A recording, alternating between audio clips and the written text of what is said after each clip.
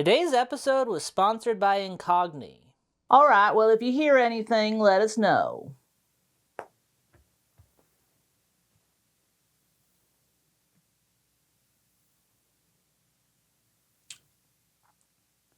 You guys are probably wondering about the costume, huh? You see, recently an old college friend of mine asked me if I wanted to reconnect, and I didn't really feel up to it. So, like an adult, I called them up and faked my own kidnapping. And I know that sounds intense, but here's the thing. She wanted to get dinner. A movie I could handle, but a dinner is like an hour of conversation I'd have to make. I'm not built for that. If I said no, she'd think I don't like her. But if I said yes, well, I'd have to go to dinner. So I did the only logical thing and contacted her as my detective alter ego, Henrietta Handcuffs, to tell her that I haven't been seen in 3 days. The trick is to not come on too strong. If I just told her I was kidnapped, she'd be like, "Why are you calling me?"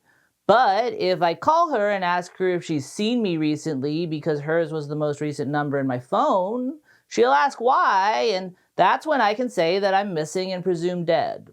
But won't she recognize your phone when you call her, Willie? No, idiot, I used a different number.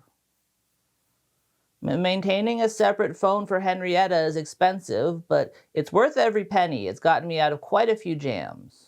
And I know what you're thinking. None of what I'm saying explains the costume because my friend wouldn't see me on a phone call. But the truth is that I've accidentally hit the FaceTime button many times while I was trying to make a voice call, and I couldn't risk having my cover blown if that happened again. For a good lie to work, you need to think of every possibility. If you're wondering about the eye patch, I got it from a sword fight I had while I was on duty. Henrietta Handcuffs has seen some things. I hate having to work this hard just to maintain my privacy. And that's why I make it easy on myself when I can, by using Incogni. If you've ever given out your information online, there's a chance that a data broker has taken it and sold it to a bunch of companies who use it to contact you, even when what you really want is to be left alone. Once you're on a data broker's list, they're required to remove you from it if you ask them to. But unfortunately, there are so many of them and they're so hard to contact that can be very difficult to do on your own. And that's where Incogni comes in. With Incogni, all you gotta do is put in your information and sit back while they do the rest. I did it myself, and it truly is that easy.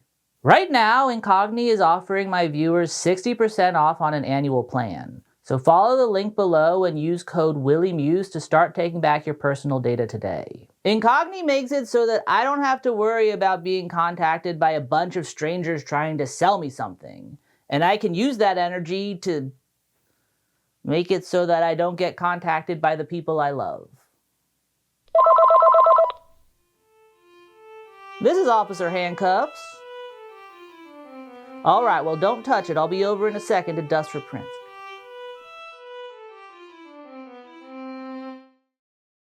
Alright, I guess I'm doing the bones thing again. The last few videos I made about the show all did really well and seem to have attracted a bunch of new viewers. And given that I'm actively trying to grow my channel, I figured I should probably ride this wave for as long as I can.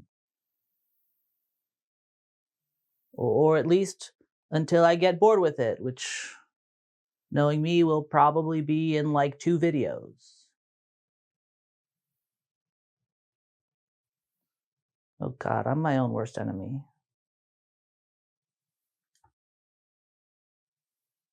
So for now, I'm talking about bones. And to ensure as much success as possible before I inevitably self-sabotage, I figure I should talk about a bones that's related to a topic that historically does well for me. So I thought about it, and the first thing that popped into my head was homosexuality.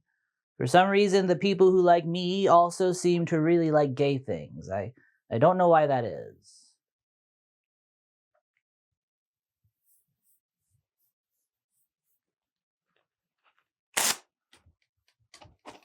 So I googled Bones gay episode because that's the level of effort I put into making these.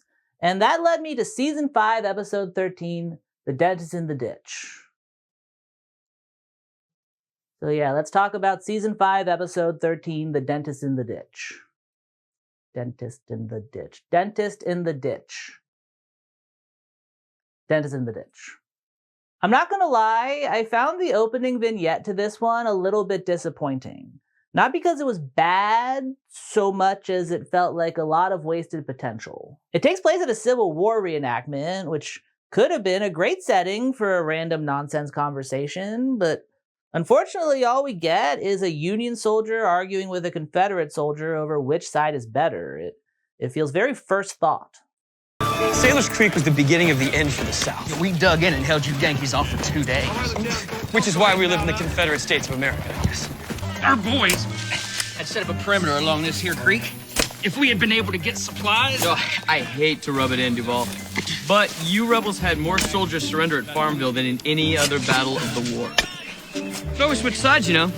Join the winners. Okay, it feels weird to me that they're arguing about which side is better, but the Union soldier never brings up slavery.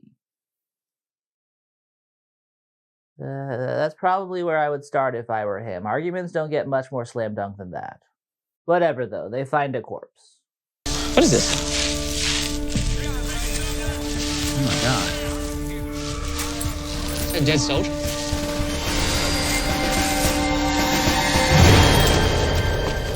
That's one of them Yankees we killed. Yankee, that's a rebel yell if I've ever seen one. He's screaming for his mother. That's how you can tell he's a Yankee. General Sheridan, we got a dead rebel over here, sir. No way, dead Yankee! Dead rebel! Gentlemen, please, there's no need to fight. There were plenty of casualties on both sides. It was a very dark time in our nation's history. Frankly, it's a little strange that you've made a hobby out of reliving it. Still, though there's no shortage of corpses left in the wake of the Civil War, this particular corpse isn't one of them. This was not a Civil War casualty. Reconstructive surgery, Titanium screws. which were not introduced until the mid-60s. God damn it, he's in this episode? That right there is Vincent Nigel Murray, and I hate him. Actually, no, that's harsh. I shouldn't say that I hate him, but what I will say is that later in the series, he's murdered by a sniper, and I did not shed a tear for his death. Of all the show's many interns, I'd say that he is easily the most annoying, which is saying something, because there's one intern whose only character trait is she's annoying. Vincent Nigel Murray's hook is that he's a trivia buff. He pretty much just communicates in fun facts in a way that gets very cloying after a while. He's not so much a character as he is a list of informative non sequiturs. Watching him have a conversation is frustrating. You can tell he's not actually listening. He's just waiting until someone says something related enough to a piece of trivia he knows that he can chime in. You okay there, Dr. Soran? Yeah, I'm just itchy all over. I'm gonna go burn all of these clothes and maybe my hair. Some male spiders are known to pluck their webs like a guitar to attract the females. And what makes him worse is that if he does have a character trait, it's that he's needy. He spends most of this episode trying to get Bones' approval, which is annoying, but also occasionally fun because Bones fucking hates him too. It's going to be very difficult to extract the remains from this clay without damaging the bones. Perhaps we could spray it with liquid nitrogen, give it a short, sharp shock. No, freezing the clay with gas would make the bones brittle and could destroy evidence. But as an idea, the fast freezing option, it needed stating. As Bones said, the skeleton is currently encased in clay, which makes examining it difficult, although honestly that doesn't really end up being that much of a hurdle. They soak it in rhubarb in a few scenes, and that cleans it for some reason. I don't know. This is one of the rare episodes where the interesting part of the story isn't the bones so much as the person those bones belong to. And what makes that person interesting is that he was a gay dentist. Drama was a lot easier to write back in 2009. Based on the body's dental work, they're able to figure out that his name was Danny and he lived in Virginia. Big house for a single man. Okay, I'm not entirely sure how that's supposed to foreshadow that he's gay, but based on how every other part of this episode is written, I really feel like that line was meant to foreshadow that he's gay. I think that was bone speak for a confirmed bachelor. Looks like he's doing some serious remodeling, huh? That one feels more obvious. Door's open. Hold on. Now today we're 4,072, the fourth time that there's been over 40,000 since the Big 12 school. So the belief, yes, there's a lot of Texas kids. Hands up. No, okay. Cops shouldn't exist. Bones more or less devoted an hour a week to making its audience believe in a world where cops are good, smart, capable people. And even in that world, this still feels like a recipe for disaster. Literally all that happened is that he heard a football game. And that led to him pulling his gun out and preparing for the worst. And he did that because, well, I'm pretty sure that's protocol. And when you're trained to react to random noises by essentially just bracing for death, of course you're going to end up a little bit jumpy. Even the most even-keeled human being is bound to become irrational when they're made to exist in a state of hyper-awareness where a mundane suburban dining room starts to look like the gateway to hell. And that's before you even factor in real-world variables like human error and racism, because, well, Booth's not racist. Or he is, but the show doesn't realize that he is. Okay, this is not what it looks like. I'm allowed to be here. Who are you? Lucas Pickford. My social security number is 30812. Okay, Mr. Pickford, what are you doing here? I'm Danny's contractor. I live over the garage. He said I could come in any time and use his TV. Danny is dead. He's dead? Jeez, Bones, could you not have eased into that a little bit more? The guy's friend died. That's where he's been? Oh, that's right. He's been dead. I thought he just met someone. Danny once took off for 3 weeks and never said a word. Big screen TV, cold beer. I mean, it's not a great motive for murder, but I've seen people kill for less. Honestly, if that were the motive, I think murder would be a little bit short-sighted, because if he's not alive, then who's going to buy the beer and pay the cable bill? The smart thing to do would be to hold him hostage. That way his cards still work. Hypothetically. Why would I kill Danny? He owes me money, like $3,000. That seems like a motive. It makes way more sense than a big screen TV and cold beer. You shouldn't be hassling me. You should talk to his ex. They had a bad breakup. Right, what's her name? Chris, but she's a him. I mean, it's a... Why does Booth seem so confused right now? This isn't that complicated. I know he knows what gay people are. He had a whole monologue about how his aunt was a lesbian. The way they have this guy talk about the victim's boyfriend almost makes me think that the writers are trying to stretch things out as much as possible to give the audience time to wrap their heads around the concept of a homosexual. First, the guy stutters for a bit because apparently saying he was gay is too difficult for him. I mean, it's a Christopher Chris, not a Christine Chris. Then after that, Booth and Bones just kind of stare silently for a few beats to give the impression that something dramatic happened, even though, again, the only thing that happens here is that the corpse got outed. He rents a place on Dahlgren Road. Booth and Bones go to interview Christopher, not Christine, and as it turns out, he has a pretty good motive for murder. I worked 2 jobs to put Dan through dental school. As soon as his practice was up and running, he dumped me. And since Virginia doesn't recognize gay marriage or civil unions, you weren't entitled to anything when he left you. How is that fair? It's not. Does dental school really cost that much?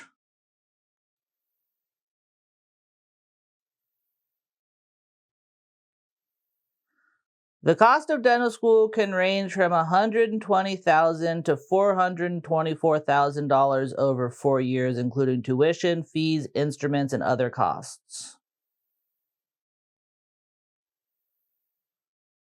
This country is broken. Bones notices something in a nearby tree and discovers that the X not only has a motive, but also a means. Is that everything now? Because Danny was a part of my past, and like I said, I've moved on. Actually, no, I'd like to ask you quite a few more questions, if you don't mind. I do mind, so excuse me. Booth? Yeah. What do you got there? Looks like an arrowhead. Is that yours? I'm a bow hunter, whitetail deer.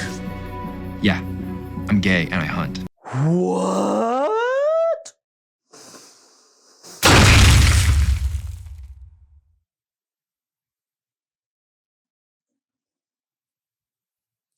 I really hope that joke works out. I included it in my script before I checked to see if it was something I'm capable of editing.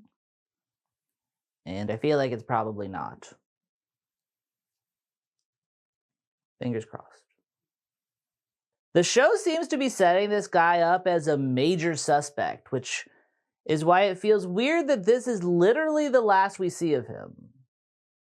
Next time we see Booth, he kind of just clears the guy's name, and we never speak of him again. Okay, well, our victim wasn't killed by an arrow. But hey, the good news, our victim's dental hygienist says that he gave her hepatitis C. This episode's weird. The dental hygienist is gay too? No, I'm gonna ask her. Her? Yeah, sweets, her. You have a degree in clinical psychology from Columbia. You should know that bisexuals exist. Although, for the record, it doesn't seem like the victim actually was one. The whole Hep C thing was just a lie. Just a really, really strange lie. You want to know if I had sex with Dan? Well, you filed a grievance against him requesting the ADA revoke his license because he gave you hepatitis C. No, we didn't have sex. Dan nicked me during a procedure. Really? So he nicked himself and you. What about the patient? It was while preparing a syringe. My husband and I tested positive after that. Who believes that story? Did your husband believe that story? It happened. Look, I'm all for lying to your husband about how you got hepatitis, but if you're gonna do it, I think you at least need to come up with a good lie. Preferably one that doesn't involve your boss. Best case scenario, an innocent man loses his dental license. But worst case scenario, you lose your husband and your job, and that means no insurance. And you'll probably want that because you have hepatitis C now. Also, maybe don't pick a lie that's this easily fact-checkable. How did you really get hepatitis C? Tell you what, before you answer that question, this here's a report from the ADA saying that Dan never had hepatitis C. Were you hoping you'd luck out and he'd just happen to have it too? What was your end game here, lady? My advice is to just keep it simple. Say you stepped on a nail or something. I don't think you can actually get Hep C that way, but based on what little I know of your husband, he's not all that bright, so I doubt he'd know that. On the day that Dan Pignard disappeared, he canceled all of his appointments so he could go see Dr. Hibbert. The only problem is, we can't find this Dr. Hibbert. That's because that's not real. That's The Simpsons. Dr. Hibbert is the name that Dan wrote in his appointment book when he canceled patients at the last minute. See? Ultimately, this lady ends up being a dead end, so the Bones team takes the corpse out of its rhubarb bath and looks for a new lead. And after inspecting it a little closer, they realize that a lot of the injuries that it sustained have something in common. These are all common football injuries. Some of the injuries are over a decade old, but others show almost no remodeling, which means... He was still active in the sport. Jesus, dude, let her finish her sentence. She's your boss. No wonder she hates you. Gay dentist who plays football. Do the significant looks you're exchanging mean that you doubt a gay man can play football and be a dentist? Is there some stereotype about gay men being bad at dentistry that I don't know about? Because based on the way they talk in this episode, I'm starting to suspect that there is. No. I mean, for me, the answer is no. What I'm thinking is that American football is a bastion of testosterone-fueled masculinity. Maybe one too many lingering glances in the locker room got him in trouble. Does that happen often? Yeah, I mean, even me, it happened all the time. If I'd killed everyone who looked at me lustily, I wouldn't have made it out of school. Ugh. And like that. Something about that little exchange creeped me out. Those guys were able to put themselves in the mind of a gay basher a little too quick for my liking. It feels like the subtext here is, no, of course I've never committed a hate crime. But I get why you would.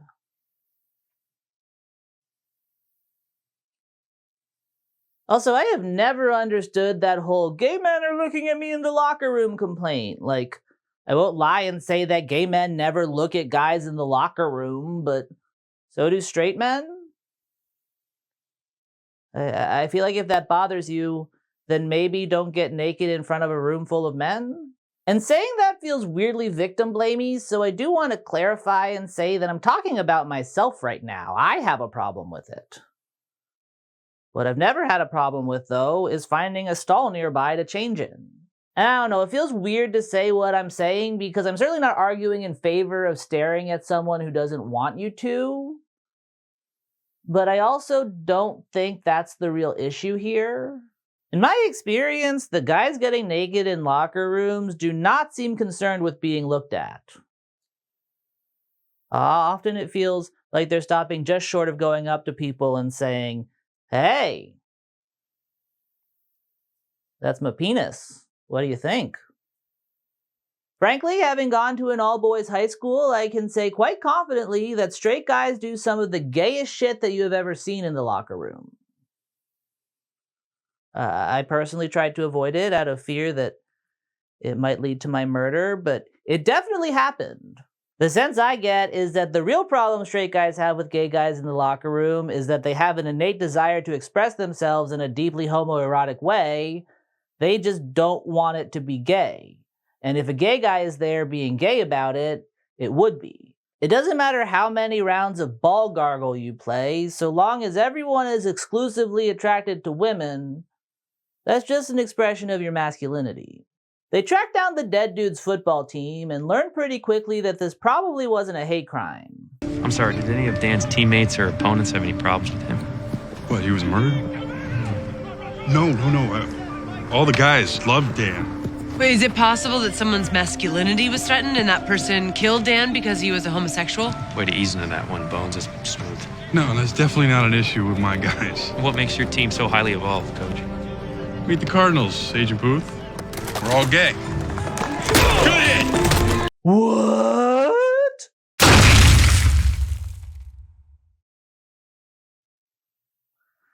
I should probably stop including that joke until I know I can pull it off. Whatever, we're all gonna die one day.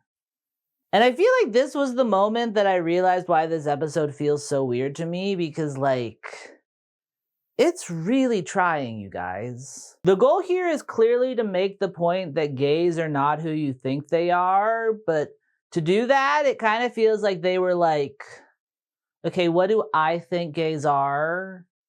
And then they had the characters do the opposite. And while I do think it's well-intentioned, watching this episode, it feels very clear to me okay, so that's what you think gay people are. In order to subvert the stereotypes, they have to acknowledge the stereotypes. And that kind of just ends up reinforcing the stereotypes. Or creating new ones. I still don't fully get why they seem so surprised that the gay guy was a dentist.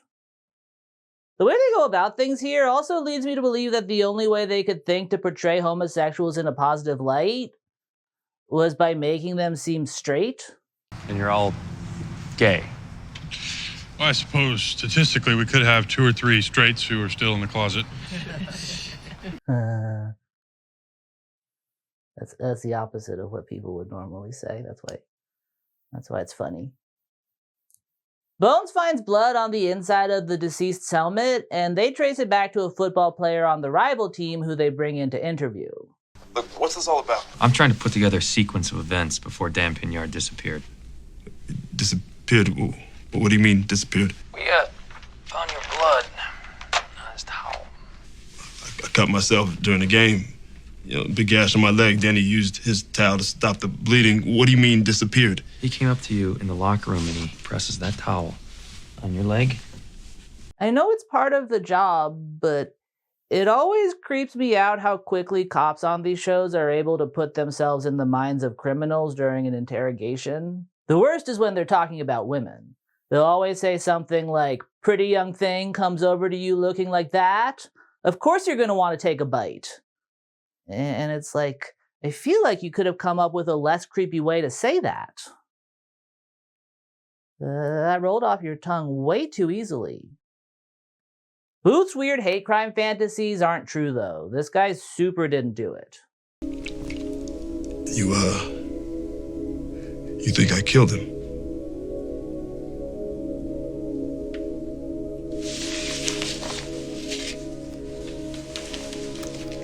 Danny was, the only time I've ever been happy was with Danny. As far as I can remember, this is the first person in the entire Bones universe to care enough about a victim to take a picture of them, so that alone should be enough to prove his innocence. For whatever reason, though, Booth still seems to think he might have done it, so he convenes with Bones and Sweets to analyze him. And it was at this moment that I realized just how unfamiliar the people making this were with the gay experience. So Ziegler, he was a Marine. He gets married to a woman. It lasts 6 years. Why? Why did his marriage last 6 years? Oh, why did he get married? Well, most likely Ziegler was trying to conform to social norms. Did you really need a psychological profiler to explain the concept of being closeted? I feel like you should have been able to get that one on your own. And here's the thing, I wouldn't care that much about their lack of expertise in this area if they didn't insist on making this about the guy's sexuality. They can't seem to wrap their head around the idea that just because he was gay, that doesn't mean that's why he was murdered. Right, so Ziegler forces himself to conform, and Dennis comes along and forces, Ziegler to confront. Ziegler couldn't come to terms with his sexual orientation. So when the victim elicited this flood of unwanted feelings in him, he transferred the self-loathing from himself to the victim. And like spoilers, that's not why he was murdered. Kind of. I don't know. This episode ends on a weird note. As it turns out, the guy Booth pulled a gun on for watching a football game earlier was the killer, but he did it in self-defense. The gay corpse found out he was stealing supplies and threatened to have his contractor's license revoked, which led to a fight, which led to a murder. And honestly, that would be an interesting way to close this episode. The goal here seems to be to make the point of, like, gay guys, they're just like us. So to have the motive be completely unrelated to his sexuality would hammer that home. And I actually think that is what they're going for here. Although maybe not. The nature of what I do means that I tend to read into these things a little too much. But if that is what they're going for, then it doesn't work, because they still managed to shoehorn in his sexuality. I admit it. We had an argument. About the paving stones? Yeah. Did you call him something?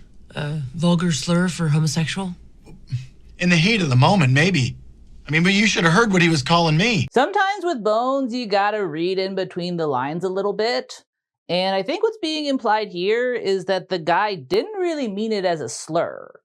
He just used it as an insult without thinking because people did that in 2009, and that set the dentist off. And I gotta say, I don't really buy that.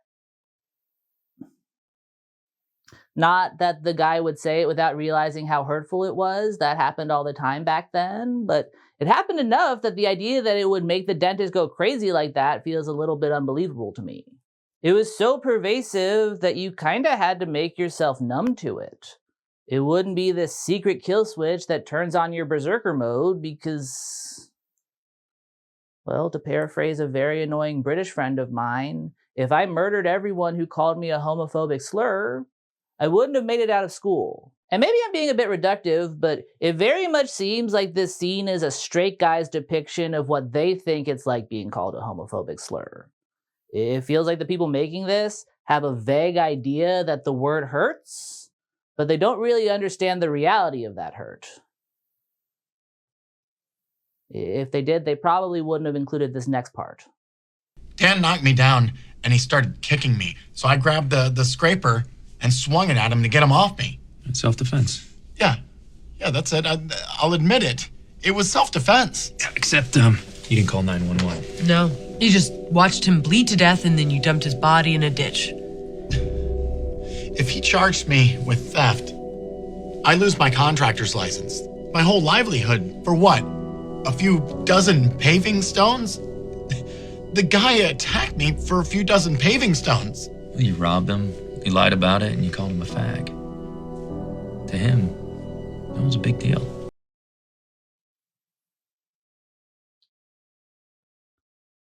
Did you really have to say it, Booth? And like, for the record, I don't really have a problem with that word. Honestly, it's probably my favorite word after bosom. Even still though, watching a straight guy use it does feel a little bit hinky to me. Even if he's not actually using it. I think it feels kind of similar to how it might if my dog actually caught one of the birds he chases, you know? I don't think it's malicious, but I still don't really want it to happen in front of me. It reminds me of what he's capable of in a way that makes me very uncomfortable. Still, the thing I find most interesting about that clip is the thing I find most interesting about this episode, and that's just how foreign the subject matter seems to be to everyone involved.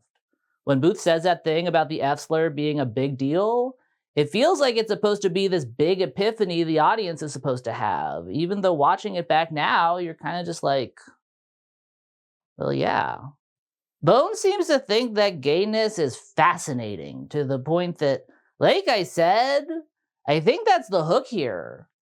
It was honestly kind of boring to watch because it relies very heavily on the belief that the idea of two boys kissing will blow the audience's minds. This episode was like... Have you ever gone back to your high school gym and you smell the rubber and hear the squeaks on the floor and instantly you feel like you're back in PE?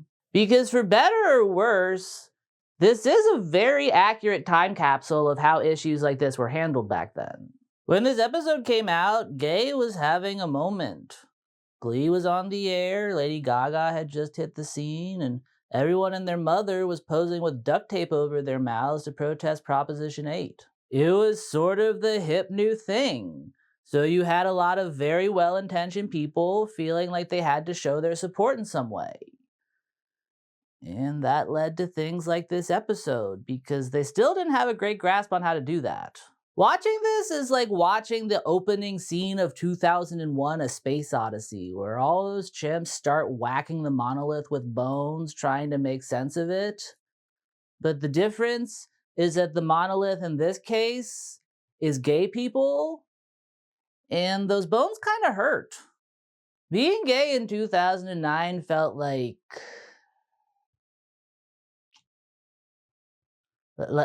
you shit your pants. If that happens and someone comes up to you and yells, "It's okay, we still love you and we're gonna get you a new pair of pants," they are being nice.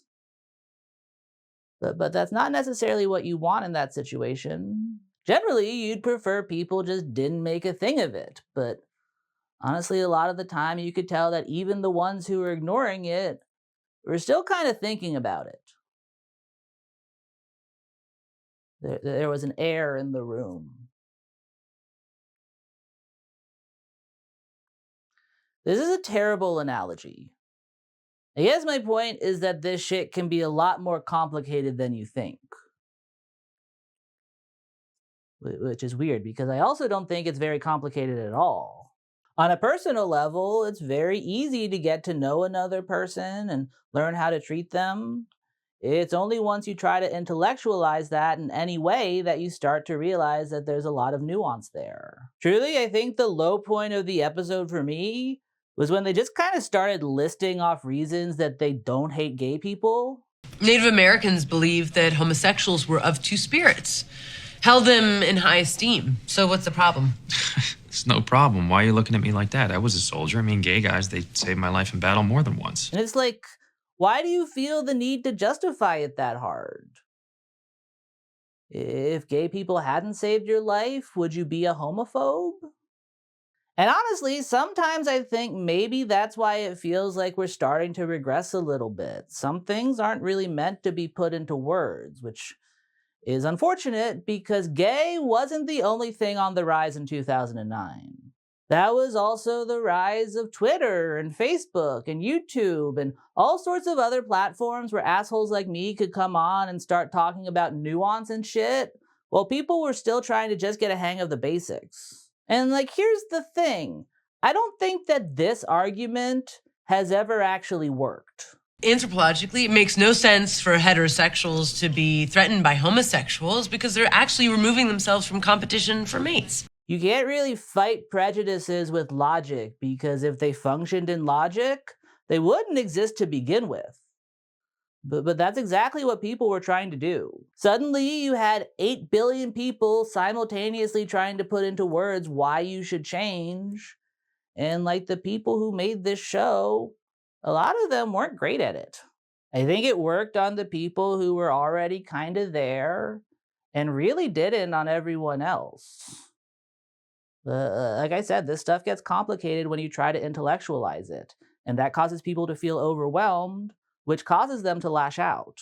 I feel like the 2009 mindset was, we're just going to fix everything in one fell swoop.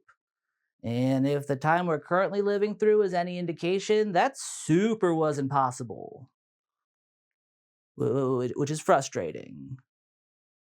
But also kind of hopeful because I think it means that we might still get there. Like I said, this shit is complicated, but it's also super not. It's just that the super not complicated version of it takes a little bit more time. To me, the funniest part of this episode is the fact that they were trying to show that gay guys are just like everyone else, but they did it without the gay guy. The main gay character of this episode is dead the whole time. We barely see his face. Imagine how much more effective this episode's message would have been if instead of using queerness as a hook, they had just had a queer character living their life. Actually, you don't even have to imagine that. I talked about that episode already, and it's much, much better than this one. And I guess this is all just a long way of saying that it feels sometimes like we're about to enter into the exact opposite of 2009. We're going to be hearing a lot of words that are going to be trying to twist logic the other way, and that's really scary. And even though a lot of us are going to respond with our own words, it's going to feel sometimes like we're just spinning our wheels, because, well, we kind of will be. That doesn't mean we shouldn't speak out, but it'll be more for our own sanity than anything else. Still, even if you choose to say nothing, that doesn't mean you're not doing your part. And even if it feels like we're going nowhere, that doesn't mean progress isn't happening. It's just that this is the kind of progress that takes time. And I won't lie to you, the words that they're using do seem to be much more effective than what people were saying on Twitter in 2009, but that's only because they're designed to appeal to people's emotions. We're hardwired to view anything different as scary, and people are able to use that fear to push whatever stupid ideas they want, which sucks. But it also means that there's an obvious way to fight back, and that's to show them that you're not all that different. Really, the best thing any of us can do is just keep existing. Keep showing people who you are every day until enough of them learn that who you are isn't really all that interesting. Provided you can do that safely. There are a lot of assholes in the world, so nobody do anything risky. I've said this before, but the thing that fascinates me about Bones is just how much has changed since it first aired. I don't think of 2009 as being all that different, but watching this, it's clear just how far we've come since then, for better or for worse. Because that's what time does, it changes things. With enough time, even the Civil War became a thing that some people do for fun. And I truly think that'll happen with what's coming next. One day we'll look back on whatever fresh hell we're about to enter into, like some dated procedural, and think, I can't believe we ever lived like that. We just got to keep existing until we get there. And yeah, normally this is where I discuss the B story of this episode, but I've already talked for a while, and if anything, the B story is more insane. So I'm just gonna make that my next video. Stay tuned for part 2. But yeah, that's my video. Please like and subscribe and share and comment. I didn't really prepare for the closing section of this thing, so it'll probably be short. I'll get all my super thanks next time. Hopefully, since I'm only doing half an episode, it won't be very long before that video comes out. Yeah. Yeah. Yeah. Also, for those of you who have entered my raffle, you'll notice that I still haven't done it. And that's because it's come to my attention that I may have accidentally started an illegal lottery. So, I'm going to spend like a week figuring out the best way to go forward with that. And I will announce the winner next week or tell you guys how to get a refund. But yeah, that's my video. Happy New Year. Hope you like Bones, because I'm going to talk about it for a while, I think. I don't know. It's doing well. Bye. Hello! It's time for the last part of the video where I pose for a thumbnail while my patrons' names scroll. Oh, God.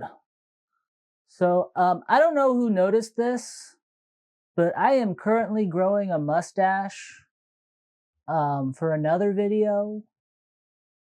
So, if you pay close attention to this video, I filmed it over multiple days. And so I just get more and more of a mustache as I go. I didn't really think this through. So yeah, I kind of look like a gay guy in a movie in the 1920s right now. So I don't know. I can't tell how much is being picked up, but that's why I have a mustache, if anyone's wondering. Stay tuned for that video. It's gonna do poorly. So what should I post? I guess like, I don't know. I really hate I don't know. I gotta do the same thing. Bones, it's all basically the same episode, so I just need the same reaction to it, which is just like, maybe I'll make it a little more subtle. I think I'm gonna call it When Bones Got Homophobic. So, and rather than being like, I can be like, ooh.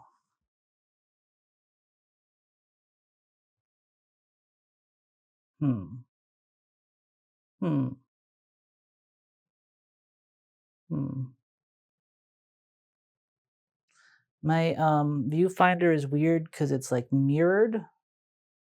So, or it's not mirrored. So like if I raise this hand, it looks like this hand is going up. It gets confusing.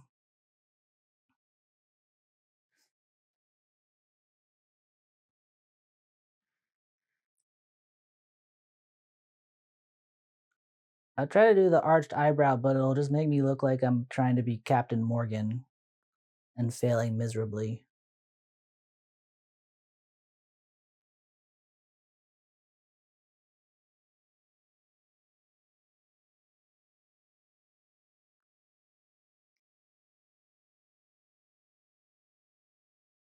I don't know. I don't know how this one turned out. I kind of scrambled to get it out because I was going to write it over Christmas, but then I just didn't do anything. And so then I had to work really fast to write it over last week and edit it and everything. And so I'm really tired right now because I've been working pretty hard this week, but not that hard. I also started yoga. New year, new me. I don't like yoga, but I'm signed up for a while, so hopefully I get better at it.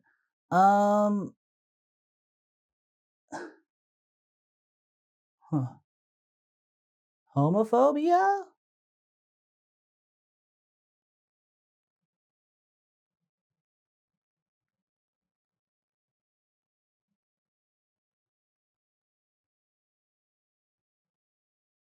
I don't know what I'm doing anymore.